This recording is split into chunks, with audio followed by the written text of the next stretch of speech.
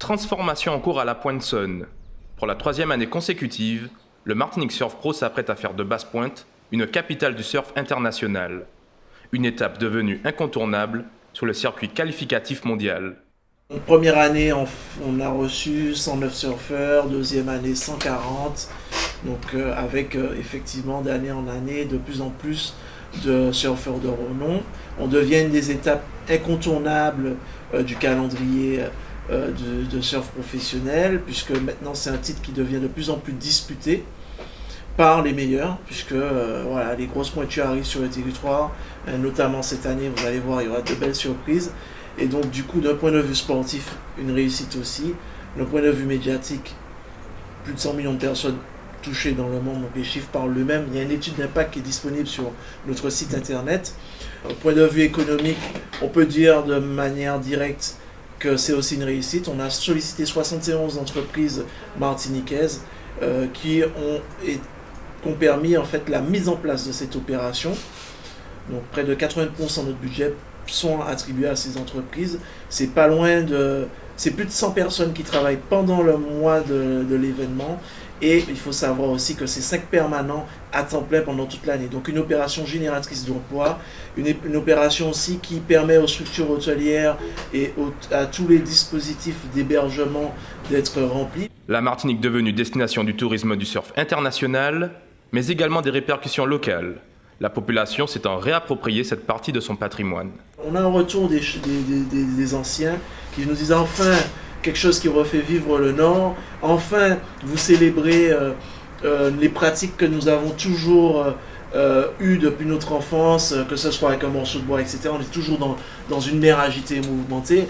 Enfin, on propose quelque chose de différent. Au lieu de se battre contre les éléments, on montre la richesse que ça représente et comment on pourrait effectivement l'exploiter pour mettre en valeur notre territoire. Plus d'une vingtaine de nations représentées. Parmi ces champions, de jeunes riders locaux, formés et entraînés par Martinique Surfing, ont l'opportunité de se frotter au plus grand et atteindre le plus haut niveau. Quand on reçoit des champions de renom sur notre territoire et que c'est palpable, les jeunes se disent mais je peux être le champion de demain, je peux devenir le professionnel de demain. Et ça change tout dans la démarche et dans les objectifs sportifs qu'ils se fixent et même de carrière.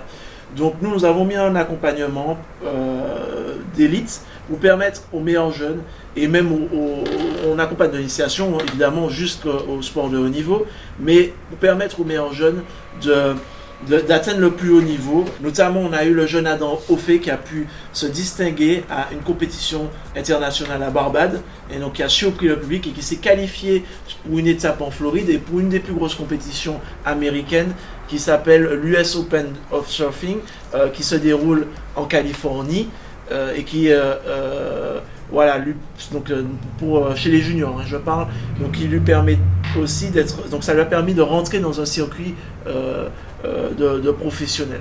Afin de pérenniser l'événement, des axes de développement sont déjà à l'étude, avec la volonté de toujours proposer du neuf. C'est vrai qu'une opération de cette ampleur nécessite effectivement un accompagnement fort à niveau de nos partenaires publics et privés. Nous les remercions pour aller au-delà, pour pouvoir proposer encore des choses nouvelles. Nous avons de toute façon la carte blanche de la World Surf League, donc on peut rajouter une compétition féminine, on peut augmenter le niveau de points de l'événement, on peut passer en QS 6000 voire en 10 000.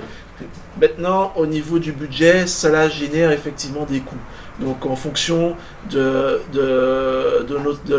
l'accompagnement dont on bénéficiera, on verra ce qui sera possible d'être fait dans les années à venir. Mais notre souhait effectivement, c'est de faire cette opération grandir et que qu'elle transcende et qu'elle dépasse nos frontières et qu'on aille encore plus loin que ce qui a déjà été fait.